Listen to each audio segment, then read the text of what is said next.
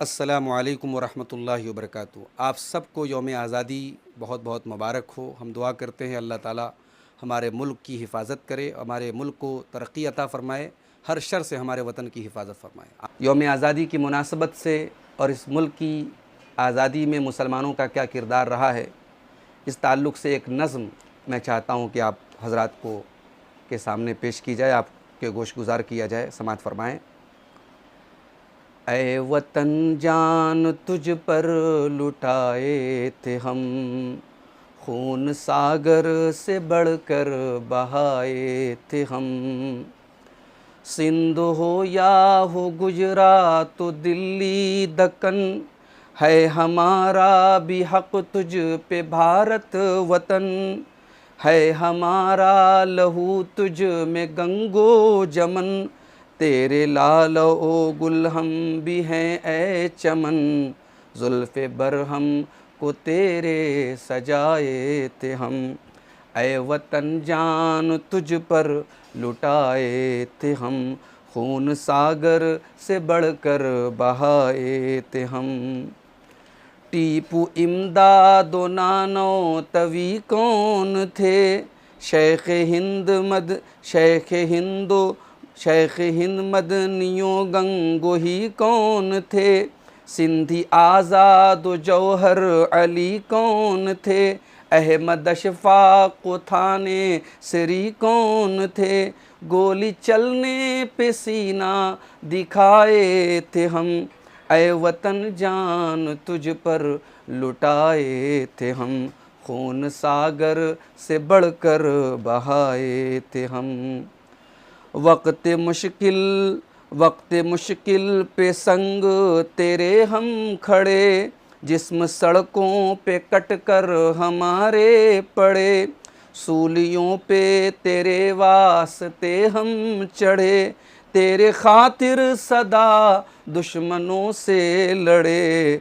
तेरे दुश्मन पे बिजली गिराए थे हम, ऐ वतन जान तुझ पर लुटाए थे हम। मिसले बम तेरे दुश्मन पे हम ही फटे, तेरी खातिर सदा सर हमारे कटे। खौफ खाकर कभी दुश्मनों से, खौफ खाकर कभी हम मुसलमान हरगिज़ न पीछे हटे। मरते मरते भी तुझको बचाए थे हम, ऐ वतन जान तुझ पर लुटाए थे हम। तेरी मिट्टी को हमने किया आसमां, तेरे ज़र्रों को हमने किया कहे कशां। तेरे सहरा को हमने किया गुलसितां, हम ही जाफ़र हकीकत में हैं बाग। मौलाना अब्दुल गफ्फार सल्फी के बयानात सुनने के लिए मौलाना के इस ऑफिशियल चैनल को सब्सक्राइब करें। हमारा जो उन्वान है वो है तहरीक आज़ादी हिंद में उलमाए अहले हदीस का किरदार। नाज़रीन, आज़ादी अल्लाह ताला की बहुत बड़ी नेमत है। अल्लाह ताला की अनगिनत नेमतें हमें और आपको मयस्सर हैं। व इन तउद्दू नेमतल्लाहि ला तुहसूहा, अल्लाह की नेमतों को तुम शुमार करना चाहो, गिनना चाहो तो नहीं गिन सकते। अल्लाह ताला की उन अज़ीम नेमतों में से एक नेमत आज़ादी भी है। और इस्लाम ने इस आज़ादी की नेमत की न सिर्फ ये कि हमें कद्र करने की तालीम दी है, बल्कि इस्लाम ने हर किस्म की आज़ादी हमें अता की है। सबसे बड़ी आज़ादी जो है वो ईमान और अक़ीदे की आज़ादी होती है। इस्लाम ने ईमान और अक़ीदे की आज़ादी भी हमें दी है। इस्लाम अल्लाह का दीन है और इस्लाम हमें ये तालीम देता है कि हम अल्लाह के बंदों तक इस दीन को पहुँचाएँ, मगर जबरी तौर पर किसी को इस दीन का मुकल्लफ बनाने की इजाज़त नहीं है। अल्लाह ने फरमाया ला इकराह फिद्दीन, दीन के सिलसिले में किसी पर कोई जबर व इकराह, कोई ज़बरदस्ती, कोई फ़ोर्स उसको नहीं करना है। इसी तरीके से इस्लाम गौर व फ़िक्र की आज़ादी देता है, आज़ादी फ़िक्र की, एक्सप्रेशन ऑफ थॉट की, अपनी सोच की और राय की आज़ादी देता है। इसी तरीके से मिल्कियत की आज़ादी देता है कि आप किसी चीज़ के मालिक बन सकते हैं। किसी चीज़ से फ़ायदा उठाने की आज़ादी इस्लाम देता है। सियासी एतबार से इस्लाम आज़ादी देता है। इसी तरीके से एक शहरी होने के एतबार से इस्लाम आपको आज़ादी देता है। और इंसान को इंसानियत की भी आज़ादी इस्लाम देता है। लेकिन इस्लाम का जो आज़ादी का जो नज़रिया है वो, चूँकि इस्लाम दीन वसत है, इस्लाम एक ऐसा दीन है जिसमें हर चीज़ में एतदाल का पहलू और बैलेंस का पहलू बरकरार रखा गया है। तो इस्लाम में आज़ादी में भी इस चीज़ को मद्देनज़र रखा गया है। इस्लाम में आज़ादी के साथ साथ जवाबदेही भी हमें सिखाई गई है। आज़ादी के नाम पर इस्लाम हमें सब कुछ करने की इजाज़त नहीं देता है। मिसाल के तौर पे आप सड़क पे गाड़ी चलाने के लिए आज़ाद हैं, मगर आप सड़क पर जब गाड़ी निकालते हैं तो ट्रैफिक रूल्स के भी आप पाबंद होते हैं। आपकी आज़ादी ट्रैफिक रूल्स को पामाल करने और उसको बर्बाद करने या उसकी खिलाफ वर्जी करने की इजाज़त नहीं देती है। तो इस्लाम हमें आज़ादी भी देता है और हमें जवाबदेही की भी तालीम देता है कि आप जवाबदेह हैं, आपके ऊपर कुछ रिस्पॉन्सिबिलिटीज़ भी हैं, कुछ ज़िम्मेदारियाँ भी हैं।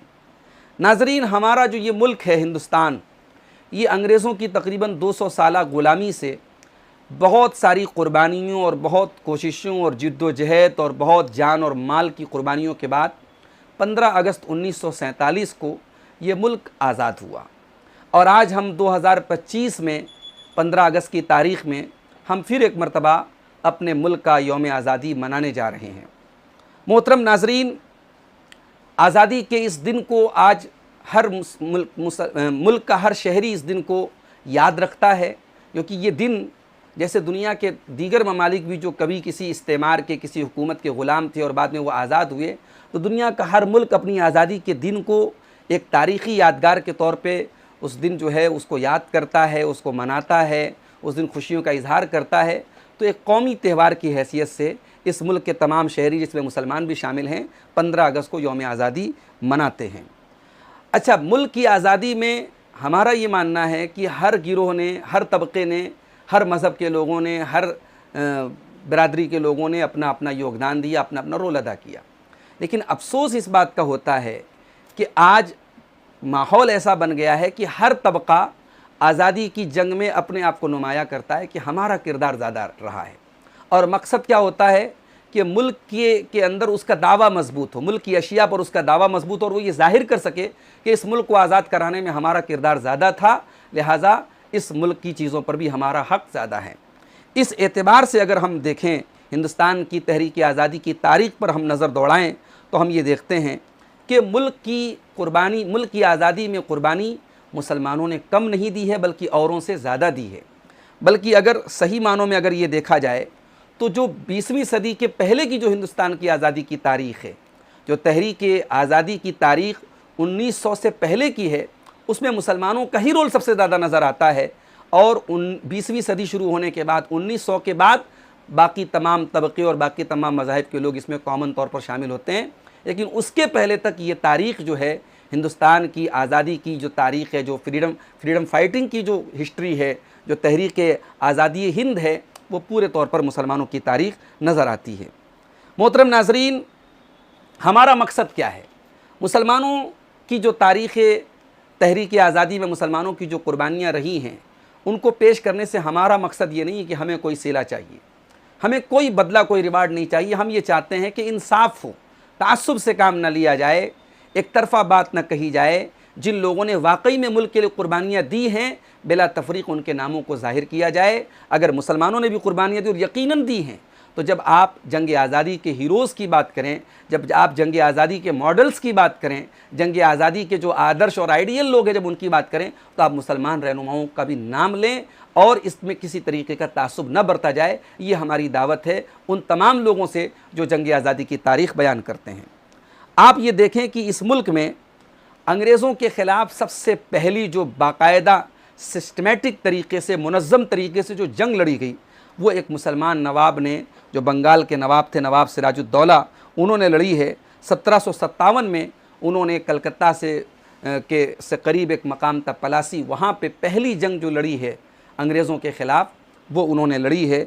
और उसमें कुछ अपने लोगों की गद्दारी और बेवफाई की वजह से नवाब सिराजुद्दौला को शिकस्त हुई। मगर ये वो पहली जंग, और ये तमाम मुअर्रिखीन और तमाम जो है इतिहास लिखने वालों ने ये बात लिखी है कि अंग्रेज़ों के इक़्तिदार के ख़िलाफ़ ये पहली जंग थी। और इसी के बाद अंग्रेज़ों का इक़्तिदार और उनका पावर और उनकी जो है डिक्टेटरशिप इस मुल्क में मजबूत हुई थी।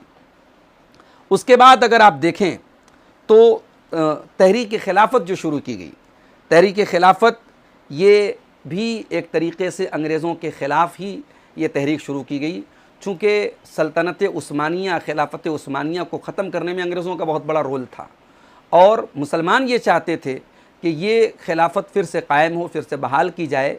और इसलिए ख़ास तौर से मौलाना मोहम्मद अली जौहर और उनके भाई शौकत अली, इन तमाम लोगों ने मिल कर के तहरीक खिलाफत शुरू की और इसमें बाद में हिंदू मुस्लिम सारे तबक़ात मिल कर के इस तहरीक में उन्होंने हिस्सा लिया।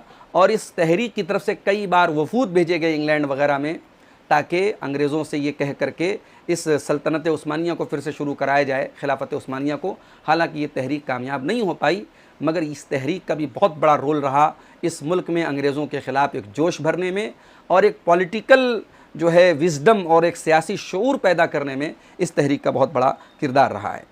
इसी तरीके से मोहतरम नाज़रीन, अगर आप देखें तो टीपू सुल्तान जो थे उनका भी बहुत बड़ा किरदार रहा है तहरीक आज़ादी में। और जब तक वो ज़िंदा रहे, टीपू सुल्तान जिनकी सल्तनत को सल्तनत खुदादाद कहा जाता है, जब तक वो ज़िंदा रहे अंग्रेज़ को इस मुल्क में सर उठाने और चैन की सांस उन्होंने लेने नहीं दी। उन्होंने सल्तनत उस्मानिया को, इसी तरीके से अफ़गानिस्तान और फ़्रांस वग़ैरह में कई मरतबा जो है उन्होंने अपने सफ़ीरों को भेजा कि अंग्रेज़ों के ख़िलाफ़ एक इज्तिमाई तौर पर हम लोग मिल कर के अंग्रेज़ों के ख़िलाफ़ प्लानिंग करें और इनको इस मुल्क से खदेड़ा जाए, इनको निकाला जाए। और टीपू सुल्तान ने बाकायदा 4 जंगें लड़ी, जिसमें से चौथी जंग उन्होंने 1799 में अंग्रेज़ों से लड़ी थी और जिसमें उन्होंने अपनों की गद्दारी की वजह से उनको शिकस्त मिली। और उनकी लाश पर खड़े होकर के अंग्रेज़ जनरल हैरिस ने कहा था कि नाउ इंडिया इज़ अवर्स, कि आज से हिंदुस्तान हमारा है। यानी ये बहुत बड़ी बात है। एक अंग्रेज़ मेजर, एक अंग्रेज़ जनरल जो है वो टीपू सुल्तान की लाश पे खड़ा होकर ये बात कह रहा है कि आज से हिंदुस्तान हमारा है। इससे ये अंदाज़ा लगाइए कि टीपू सुल्तान अंग्रेज़ों के लिए कितना बड़ा दर्द सर थे और उनके ख़त्म होने के बाद और उनकी हुकूमत के ख़त्म होने के बाद अंग्रेज़ और मजबूत हुए और उनका इक़्तिदार और मजबूत हुआ। तो मोहतरम नाज़रीन, जैसा कि मैंने कहा कि 20वीं सदी के पहले की जो तारीख़ आज़ादी हिंद है वो पूरी मुसलमानों के खून से रंगीन है। और आप उसमें देखिए कि बाकायदा 1857 में जो गदर हुई, जो अंग्रेज़ों के ख़िलाफ़ पहली जंग जिसको कहा जाता है वो लड़ी गई, तो उस बगावत में या उस गदर में मुसलमानों का सबसे ज़्यादा नुकसान हुआ।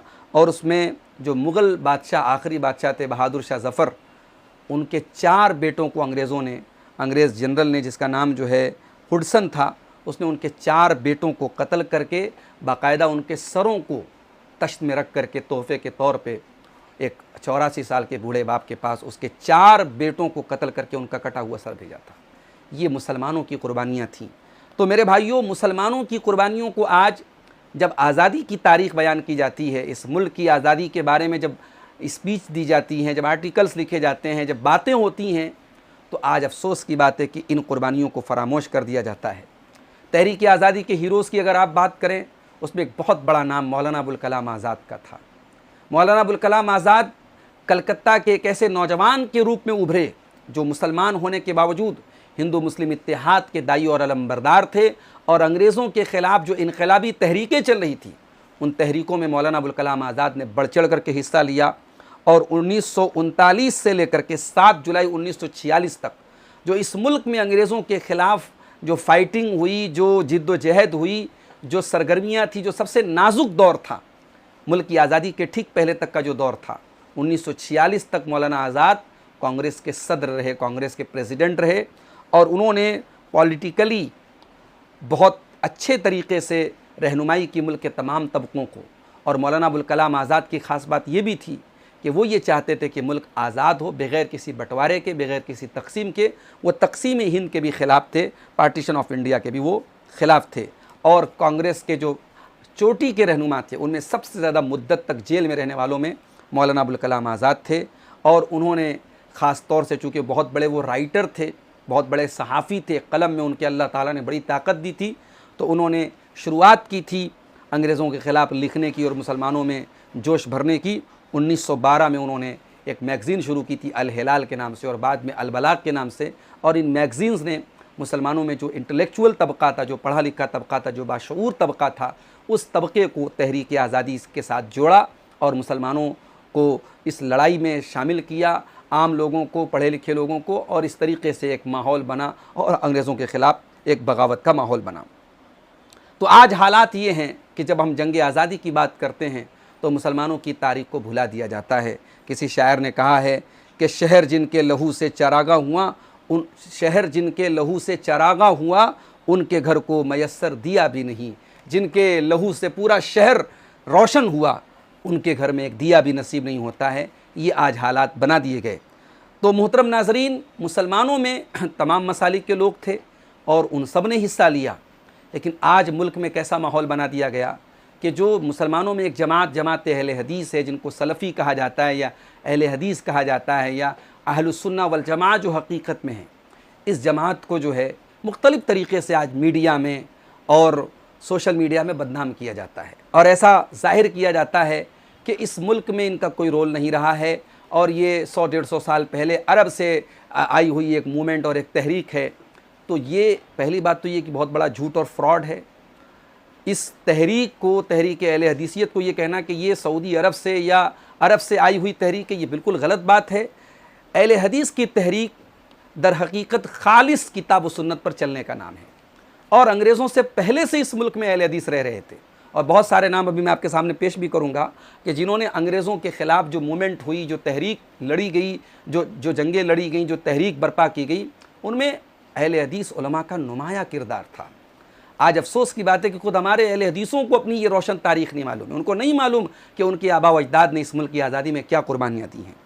नाज़रीन, इस मुल्क की आज़ादी के लिए सबसे पहला अंग्रेज़ों के ताबूत में जो सबसे पहला कील ठोका गया वो शाह अब्दुल अज़ीज़ मुहद्दिस देहलवी रहमतुल्लाह अलैह, जो एक खालिस किताब व सुन्नत पर चलने वाले आलिम दीन थे और शाह वलीउल्लाह के घराने से जिनका ताल्लुक़ था, सबसे पहला फ़तवा उन्होंने सादिर किया था।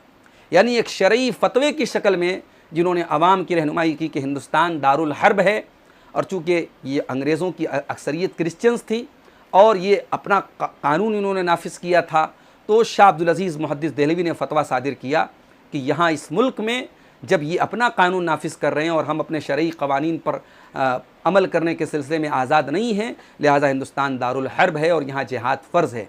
पहला ये फ़तवा जो अंग्रेज़ों के ख़िलाफ़ इस स्ट्रगल और इस जिद्दोजहद को शरई जिहाद की शक्ल जो दी गई, ये शाह अब्दुल अज़ीज़ रहमतुल्लाह अलैह ने दी, जो कि एक अहले हदीस आलिम दीन थे। ये बहुत बड़ी बात है, ये नोट करने के काबिल है कि ये यानी तहरीक आज़ादी की शुरुआत जहाँ से हो रही है वो एक अहले हदीस कह रहा है। और उसके बाद आप देखिए कि मुल्क से सिला नहीं मांगा, आज़ादी के बाद भी हमने नहीं मांगा। हमारे आबा व अजदाद ने या हमारे बुज़ुर्गों ने कभी ये नहीं कहा कि हमने कुर्बानी दी लिहाजा हमको सिला दिया जाए। हमने हमेशा यही कहा कि भाई इंसाफ बरता जाए और जो यकसां हुकूक सारे शहरियों को, सारे सिटीजन्स को दिए जाते हैं वो हमको भी दिए जाएँ।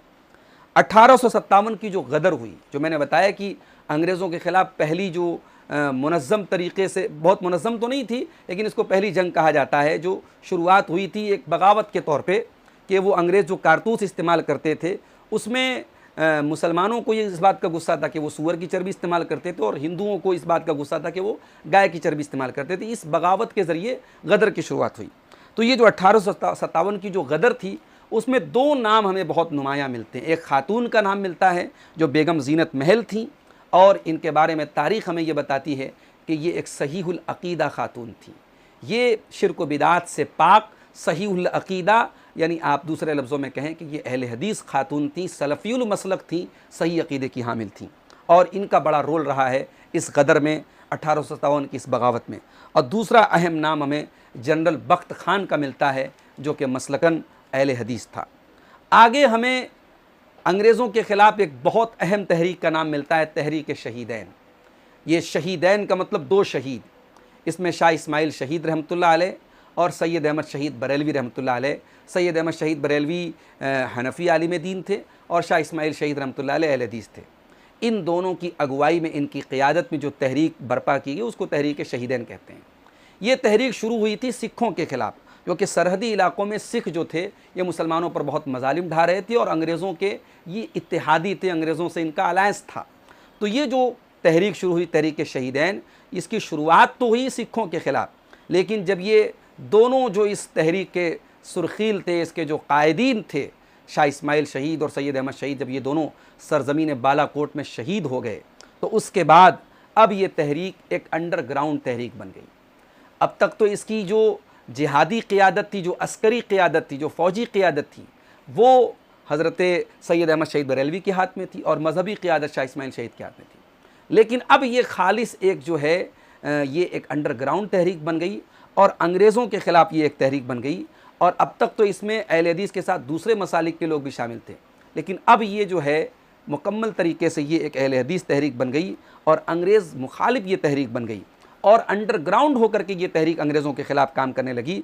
और उस दौर में अंग्रेज़ों की तरफ से 5 बड़े मुक़द्दमात इस तहरीक के ख़िलाफ़ चलाए गए और इसमें जो बहुत बड़ा नाम मिलता है तहरीक शहीदैन में, बालाकोट में इस तहरीक के दोनों कायदीन की कुर्बानी के बाद, उनकी शहादत के बाद इस तहरीक को पटना की सरज़मीन, पटना से एक मोहल्ला, एक इलाका सादिकपुर, वहाँ का एक ख़ानदान, इसको ख़ानदान सादिकपुर कहा जाता है, उस ख़ानदान के उलमा ने और उस ख़ानदान के बुज़ुर्गों ने इस तहरीक को संभाला, जिसमें मौलाना विलायत अली का नाम और मौलाना इनायत अली का नाम और दीगर बुज़ुर्गों का नाम नुमाया तौर पर हमें मिलता है कि इन बुज़ुर्गों ने इस तहरीक को संभाला और बड़ी खामोशी के साथ अंडरग्राउंड रह करके इन लोगों ने अंग्रेज़ों के ख़िलाफ़ मूवमेंट और तहरीक चलाई।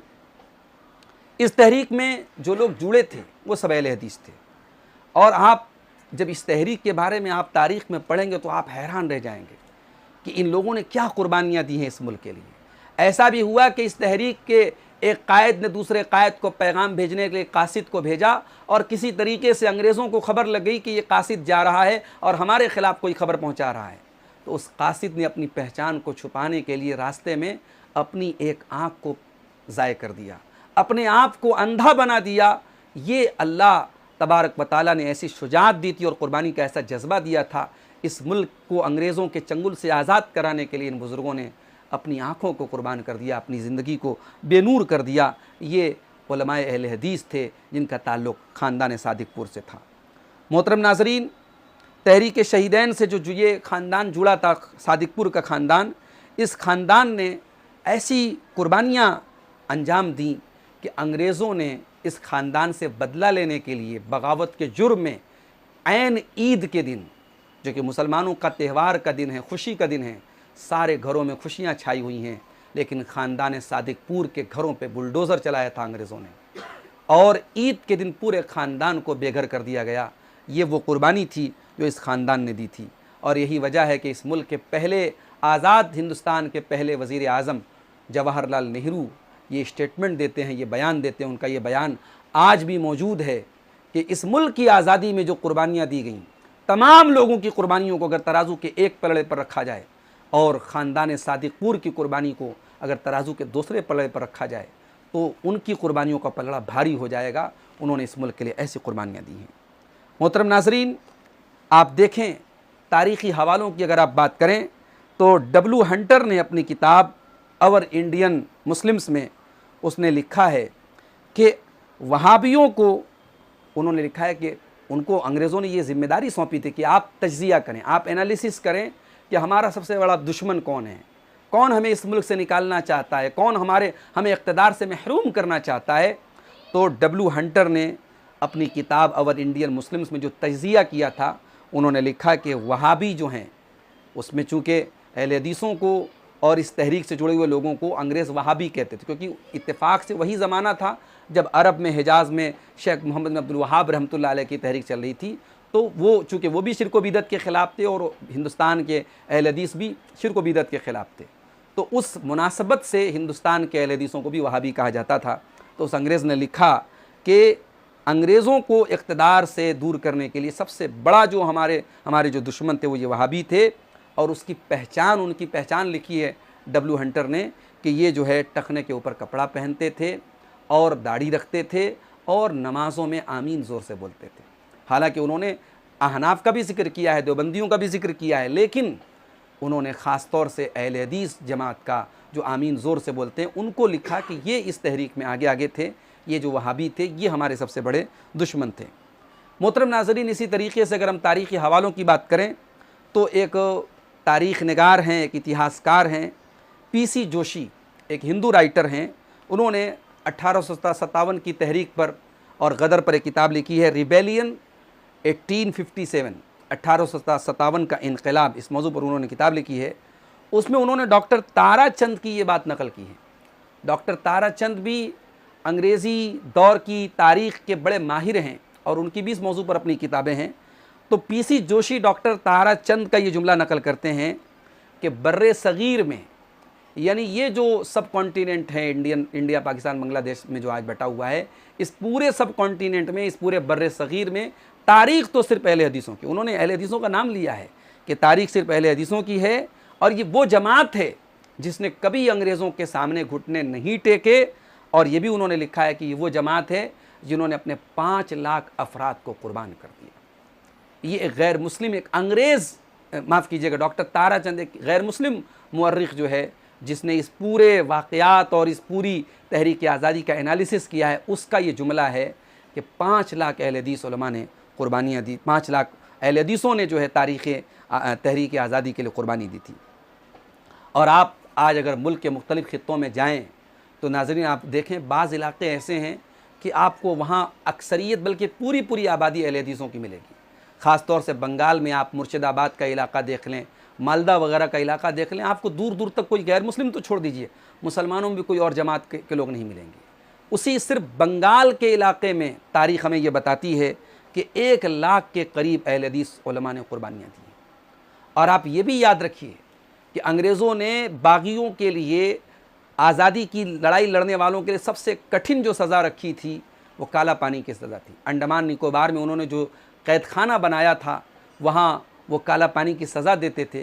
काला पानी की सज़ा जिन उलमा को दी गई, उनमें भी आपको मेजॉरिटी अहले हदीस उलमा की मिलेगी, अक्सरियत अहले हदीस उलमा की मिलेगी। चंद एक नाम आपको जैसे मौलाना फजल हक खैराबादी हैं या और दीगर लोगों के मिलेंगे, लेकिन उनमें अक्सरियत जिन उलमा की थी, जिन लोगों की थी, वो अहले हदीस उलमा थे। नाज़रीन, आज हम अपने इस प्लेटफॉर्म से अपने अहले हदीस नौजवानों को ये दावत देना चाहते हैं कि आज का हमारा जो मुल्क का माहौल है, ये हमारा माहौल हमसे ये मुतालबा कर रहा है कि मुल्क में हम अपनी मौजूदगी को हम दर्ज कराएं। हम भी इस मुल्क के शहरी हैं, हम भी इस मुल्क के सिटीज़न हैं, और हमारे आबा व अजदाद ने, हम अहले हदीस हैं, हम सलफ़ी हैं, हमारे आबा व अजदाद ने, हमारे उलमा ने इस मुल्क की आज़ादी के लिए कुर्बानियाँ दी। हम मैंने स्ट्रीम मीडिया में जाएँ, हम सोशल मीडिया पे जाएँ और हम तारुफ़ कराएँ कि हम कौन हैं, हम खुद अपने आप को पहचानें और दुनिया को बताएं कि हम कौन हैं, ताकि हम पर जो ये झूठे ब्लेम्स लगाए जाते हैं और कभी अपनों की तरफ से कभी गैरों की तरफ से मीडिया में हम ये देखते हैं कि अहले हदीसों के ख़िलाफ़, सलफ़ियों के ख़िलाफ़ झूठी प्रोपेगंडे रखे जाते हैं और ये कहा जाता है कि साहब ये तो सऊदी अरब से अडॉप्ट किया हुआ दीन है। बिल्कुल ये गलत बात है। हम उसी दीन के दाई हैं जो दीन जनाब मोहम्मद रसूलुल्लाह सल्लल्लाहु अलैहि वसल्लम लेकर के आए हैं, और जो दीन खालिस किताब व सुन्नत वाला दीन है, जो शिर्क से पाक है, जो बिदात से पाक है। और जहाँ तक हमारे बारे में ये कहा जाता है कि साहब ये इमामों को नहीं मानते, ये वलियों को नहीं मानते, ये सहाबा को नहीं मानते, ये अहले बैत को नहीं मानते, हमारे उलमा ने बड़ी तफसील से तकरीरों में, तहरीरों में जवाबात दिए हैं कि अल्हम्दुलिल्लाह हम खालिस किताब व सुन्नत के मानने वाले हैं। हम अहले बैत का भी एहतराम करते हैं, सहाबे किराम का भी एहतराम करते हैं, अइम्मे किराम से भी अक़ीदत रखते हैं। लेकिन हाँ, अगर हमारा ये अक़ीदा है कि कोई अगर ऐसी ज़ात है कि जो लिया जो दे दे हम ले लें और जो जिससे मना कर दें बाज आ जाएँ, तो अल्लाह के बंदों में वो ज़ात सिर्फ जनाब मोहम्मद रसूलुल्लाह सल्लल्लाहु अलैहि वसल्लम की है, जिनको अल्लाह ताला ने ये अथॉरिटी दी है, वमा आताकुम रसूल फ़ख़ुज़ूहु वमा नहाकुम अन्हु फ़ंतहू, कि मेरा नबी तुमको जो दे दे ले लो और मेरा नबी जिससे मना कर दे रुक जाओ। मुल्क की आज़ादी के इस मौके पर, यौम आज़ादी की इस मुनासबत से मैं अपने नौजवानों को ये पैगाम भी देना चाहूँगा कि आपको 2 बड़े काम करने हैं। जब आपके आबा व अजदाद ने इस मुल्क को आज़ाद कराया था, अल्हम्दुलिल्लाह मुल्क को अंग्रेज़ों के चंगुल से आज़ाद हो गया है, मगर आज भी मुल्क बहुत सारे मसाइल से जूझ रहा है। मुल्क में एक बहुत बड़ा मसला करप्शन का है। हमें और आपको मिलजुल करके करप्शन से इस मुल्क को आज़ाद करना है। मुल्क में एक बहुत बड़ा तबका फ़िरका परस्ती में मुब्तला हो रहा है और मज़हब और ज़ात पात के बुनियाद पर आज फ़ैसले हो रहे हैं और तफरीक़ की जा रही है कानून के सिलसिले में और सज़ाओं के सिलसिले में। हमें हर किस्म की नाइंसाफ़ी के ख़िलाफ़ भी उठना है और इसी तरीके से इस मुल्क में रहने वाले तमाम बाशिंदों को हमें दीन हक़ की दावत देना है। इससे बढ़ के ग़ुलामी क्या होगी कि अल्लाह के बंदे अल्लाह की धरती पर गैरुल्लाह की इबादत करें, अल्लाह के बंदे अल्लाह को छोड़ के किसी पत्थर की इबादत करें, किसी भी चीज़ की इबादत करें, किसी वली की इबादत करें, किसी कब्र पर सजदे करें। तो हमें हर किस्म के शिर्क से भी इस सरज़मीन को आज़ाद करना है। इसके लिए हम हर तरीके की कोशिश करें और जो दावत इस जमात का, इस तहरीक का एक बहुत बड़ा काम दावत का काम था। तौहीद व सुन्नत की दावत का काम, वो काम हम करें। आखिर में वो जो नज़्म मैंने पढ़ी थी, क्योंकि शुरू में माइक की गड़बड़ी की वजह से वो नज़्म अधूरी रह गई थी, उस नज़्म को मैं चाहता हूँ कि एक बार फिर आपके सामने रिपीट कर दूँ। मुल्क की आज़ादी में जो उलमा का और ख़ास तौर से मुसलमानों का जो किरदार रहा है, उसके हवाले से ये बड़ी अच्छी नज़्म है। और इसको लिखने वाले कोई हनफ़ी शायर हैं, तो उन्होंने ख़ास तौर से उलमाए देवबंद का तज़किरा किया है, लेकिन और भी लोगों का तज़किरा किया है, तो हमें उस तरफ नहीं जाना है कि किसका उन्होंने नाम लिया है, किसका नहीं लिया है। लेकिन नज़्म में जो पैगाम दिया है वो पैगाम बहुत अच्छा है, सुनिए आप। ऐ वतन जान तुझ पर लुटाए थे हम, खून सागर से बढ़कर बहाए थे हम। सिंध हो या हो गुजरात तो दिल्ली दक्कन, है हमारा भी हक तुझ पे भारत वतन।